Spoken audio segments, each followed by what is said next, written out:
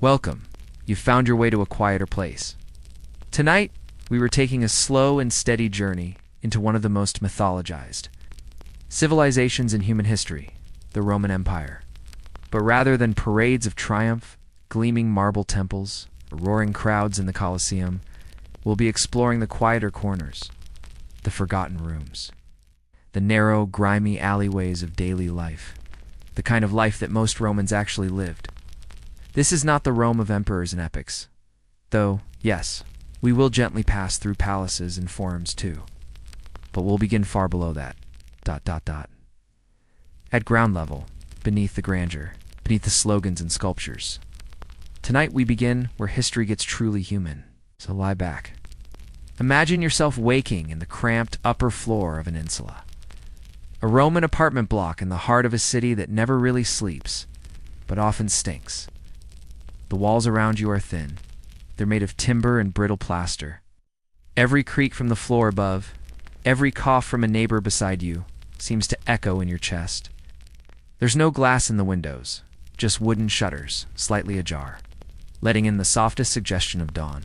Along with the unmistakable scent of the street below, you live several floors up. The water supply doesn't reach this high, so every drop must be hauled upstairs in clay jars or skins, sometimes by children no older than 10.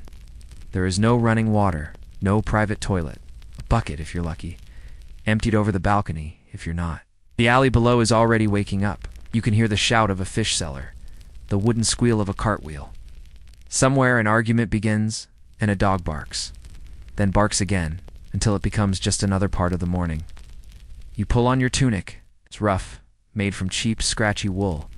You don't own sandals? Not really. It's just leather soles tied with scraps of cord. You step outside. The stairway is narrow, dangerously steep, and unlit. You place your hand on the crumbling stone wall to steady yourself as you descend. Outside the street is a narrow corridor of broken cobbles and open drains. Liquid waste runs freely along the side. Urine, water, blood, wine. You step over it casually, as everyone does. The smell doesn't surprise you anymore. It's simply there. It's part of the air. A mix of overripe olives, damp straw, and something vaguely metallic. There are nearly 1 million people in this city, and yet privacy is almost impossible to find. You're never truly alone. Not in the streets, not at the baths, not even in your thoughts. Gossip travels faster than fire, and fire is a constant threat. Buildings here are flammable, and there are few fire brigades. If your block goes up, it's gone. For breakfast, there's a bit of stale bread, perhaps a piece of cheese, if you're fortunate. Watered-down vinegar wine is common, sour, thin, and often safer than the water itself. You don't write your complaints. You don't post your grievances. Most people here are illiterate. But even if you could write, who would care? You're not a citizen. You're not a senator. You're just a figure in the crowd. One more pair of sandals in the dust. Perhaps you're a laborer today, carrying stone for a new temple, or a cleaner scrubbing the same mosaic floors each day. Or maybe you work at the public baths, hauling wood for the furnaces that heat the pools. Every job is physical, every hour long. The sun beats down in summer, and the cold settles in hard during winter. There are no sick days, no pensions, no laws that protect you from overwork or injury. And yet, you keep going. You have to, because here, life is a rhythm. One dictated by the market bell, the heat of the afternoon, the price of garum sauce, the mood of your master or manager, and when evening falls, there is still no rest. Now, let's shift gently from the smoky alleyways and crowded to a quieter chamber. A place of scrolls, of sandals that don't squelch through mud, but brush softly against polished floors. A mind, not a muscle, leads here. Imagine yourself inside the domus of Marcus Tullius Cicero, a home filled with the quiet scrape of styluses, the rustle of parchment, and the distant hum of Roman political life. A villa not opulent, but elegant, refined in taste, more than in wealth. Cicero was not born to a famous family. No golden lineage. No military legacy. He came from Arpinum, a dusty provincial town far from the glamour of Rome, and yet he carried within him something that would become Rome's greatest weapon, Language. A man of words, of rhythm, of persuasion. He studied under Greek philosophers, memorized the speeches of Demosthenes, and crafted his oratory like a sculptor, chiseling marble, not for beauty alone, but to change the very shape of power, to move Senate benches, to sway juries, to topple rivals, in a Rome that glorified generals. Cicero became something almost stranger, a self-made man who fought wars with logic and timing. He rose quickly. At 30, he was already defending the unpopular, a Sicilian governor Sictums, and doing so in a style that electrified the courts. Precise, damning, yet somehow calm, measured. He didn't shout. He didn't bluster. He simply exposed the truth. By 40, he was consul, the highest office in the Roman Republic, and with it came power and fear.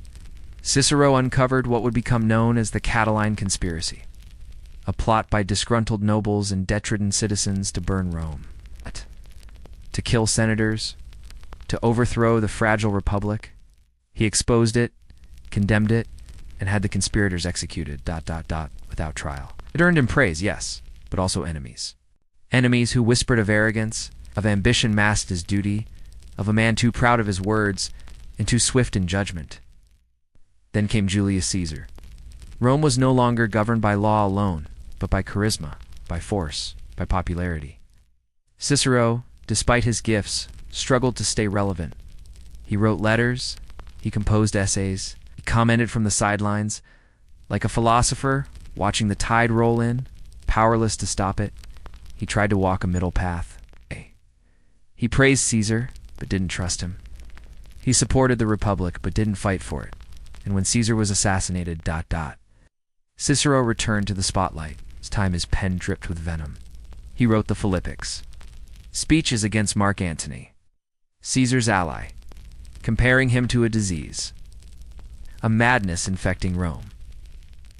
But Antony was not a man who appreciated metaphors. Cicero, in his villa outside Rome, continued to write, continued to speak, continued to believe in the power of reason. But the Republic was gone. Rome no longer had room for voices of reason. It belonged now to soldiers, to emperors, to silence. In 43 BCE, Cicero was declared an enemy of the state. They found him fleeing by litter along the coast. He asked his servants not to resist. He looked at his killers, calmly, and then he bared his neck. His hands and head were cut off and nailed to the speaker's platform in the forum. A final, brutal irony. The very place he once stood, defending law with language, but his words. They survived, through fire, through empire, through collapse. Because even when a republic falls, sometimes a sentence still echoes.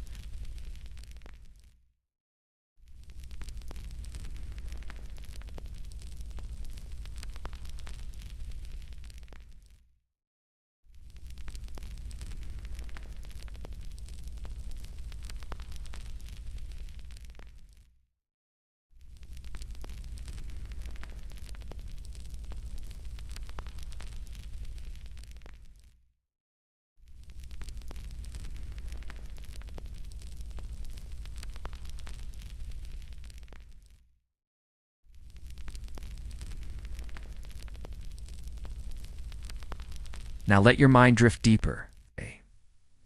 Below the crowded streets of Rome, beneath the grinding wheels of carts, beneath the marble temples and shouting crowds, beneath the public world, into one carved in shadow. Here, beneath stone, beneath ceremony, beneath even memory, is a silence filled with symbols. This is where the Mithraic cult thrived, not in broad daylight, but in caves and underground temples, in the dim flicker of torchlight where few dared question and fewer understood. The cult of Mithras was never loud. It left behind no gospels, no sweeping histories. It passed through whispers, through rituals, through careful hands sculpting images in stone. And what we know of it today is mostly carved, not written. Imagine now that you are stepping down narrow stone stairs into a Mithraeum, one of the small windowless sanctuaries used by followers of this ancient mystery religion. The air grows cooler with each step. Moist, earthy, the scent of old wax and damp plaster greets you. The space is small, not much wider than a corridor. Benches run along both sides. At the far end, dimly illuminated by oil lamps, is a relief, a stone image of a young man plunging a dagger into the neck of a bull. This image appears in nearly every Mithraeum discovered. It is central to the cult, yet no one today can say with certainty what it truly meant. We know the figure is Mithras, a divine warrior, born not from a woman, but from a rock, full-grown. Holding a dagger in one hand and a torch in the other, sometimes wearing a cloak studded with stars, often accompanied by a raven, and always ... that bull, that sacred bull, it's the bull slaying scene, called the Tauroctony, is repeated in temple after temple across the Roman Empire, from London to Syria, from the Danube to North Africa. And yet, there is no consistent scripture, no surviving doctrine, only clues. A celestial map here, a torch turned downward there. Some historians believe it represents the turning of seasons, the passage of the stars, a cosmological rebirth. Others believe it was a rite of blood and sacrifice, metaphor for divine conquest. The worshippers were all men, typically soldiers, merchants, civil servants, men who lived far from home, men who found meaning not in gods of the state but in secret brotherhoods, in loyalty and levels, in rituals that bound them in ways words never could. Initiates moved through 7 grades. Corax the raven, Nymphus, the bridegroom, Miles, the soldier. Each level with its own costume, its own trials. Some wore masks, some carried torches, some performed ritual meals beneath flickering flame. And then it vanished. By the 4th century, the cult of Mithras began to fade. Quietly, no final battle, no grand suppression. As Christianity rose, offering public salvation and written doctrine, the silent chambers of Mithras were sealed off, buried, forgotten. And it is in that forgetting that the mystery grew. Today, archaeologists uncover these underground temples, often beneath churches, sometimes beneath modern apartment blocks, and find the same pattern. Altars, benches, a bull, but not one single word explaining it all. It is, perhaps, the quietest religion ever followed, one that promised its followers not glory, but mystery, not truth, but secrecy. And now we rise. From the dim sanctuaries beneath the city, we emerge into the golden light of the countryside, into carefully manicured gardens and soft, warm breezes. The air no longer carries the scent of sewage or oil lamps, but of trimmed laurel, fresh figs, and wine warmed gently by the sun. Here, beyond the grime of the capital, lies the Roman villa, a retreat, a statement, a world apart. Imagine yourself walking a shaded colonnade, the stone cool beneath your bare feet. Your linen robe is soft, scented faintly with rosewater. There is quiet here, not silence, but a cultivated quiet. The bubbling of a fountain, the rustle of olive trees, the subtle laughter of a servant boy chasing a peacock through the outer garden. This is not the world of the insulae, nor of the cult temples. This is the world of wealth, of taste, of time, time to study, time to host, time to dine for hours, reclining. The dominus, the master of the house, may have holdings in several provinces, perhaps grain in Sicily, olives in Hispania, mine in Dacia. But here in the villa, the concerns of commerce feel distant, abstract, reduced to scrolls, managed by scribes in a room 2 doors away. Instead, the day flows gently. In the morning, a visit to the private bath suite, the balneum. Not the crowded public baths of the city, but a quiet, tiled chamber with heated floors beneath. Slaves pour warmed oil. Another offers a razor. There is no rush. Then perhaps reading. A scroll of Virgil, a commentary on Stoic philosophy, or a letter from a friend in Athens. Reading was not a private act here, but a social one. Words read aloud, discussed slowly, digested like a course of a meal. Lunch is light, olives, cheese, fruit, taken under a shaded pergola with a gentle breeze from the hills. Afterwards a nap if one pleases it. Even leisure is structured here, a rhythm of repose. But the highlight, the center of the elite experience, the Senate, the evening feast. The triclinium, the dining room, is prepared with care. Low couches arranged in a U shape, guests reclining on their left elbows, servants moving with precision between them. The dishes arrive in sequence, sometimes 10, 12, even 20 courses. First, a tray of boiled eggs, dates, and spiced malsum, honeyed wine, served chilled. Then, roasted dormice stuffed with herbs, mussels and garum, goose liver with honey, songbirds cooked whole. Every dish designed not only to nourish but to impress, to perform. Between courses, there may be music, a lyre, a flute, the gentle pluck of strings in the corner of the room. A poet might recite a new work, or a philosopher might be invited to speak briefly on fate or desire, sipping slowly from a painted goblet. The wine flows freely, but only after the first courses. It is diluted with water, often flavored with resin or herbs. Drinking to excess is frowned upon, though never entirely absent. Slaves move through the room quietly, trained to anticipate needs before they're spoken. One refills your cup, another fans a guest who grows flushed. Third clears a dish with movements so smooth they seem choreographed in all of it. All of it is temporary, because for all its refinement, Roman elite life was fragile. A shift in favor, a bad harvest, an ill-placed remark in the Senate... And this villa could fall silent. Its courtyard's overgrown, its fountains dry. But for now, in this moment... It is calm, controlled, ornate, and as the sun sets beyond the cypress trees, casting long shadows across the marble floor, you feel the fullness of Roman luxury. Not just wealth, but leisure. A life built not on survival, but on curation. This is a world where even rest is sculpted.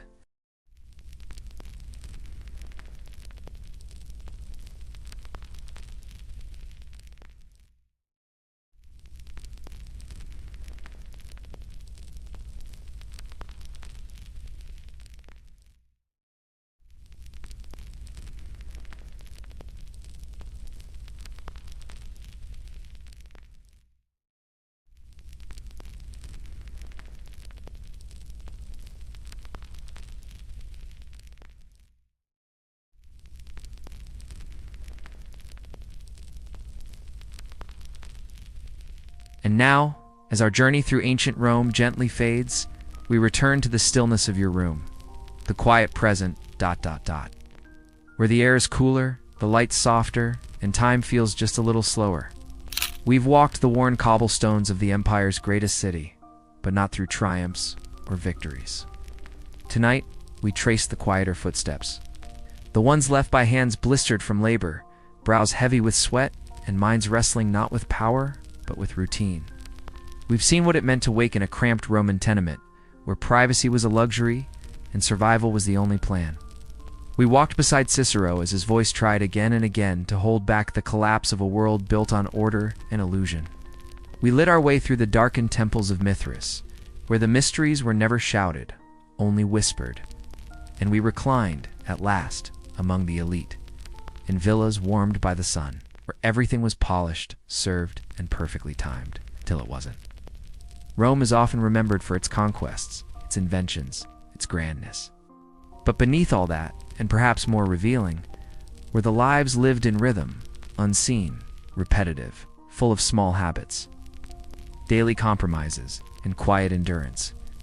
And maybe that's why Rome continues to echo, because in so many ways it was not unlike our own world, just older, louder, and dustier.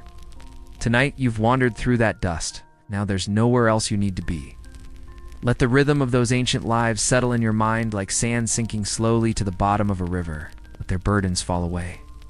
Let the darkness of the Roman night blanket your thoughts, until even the torches burn dim and silence takes its place. You are safe, you are still, and history will wait for you. Sleep well.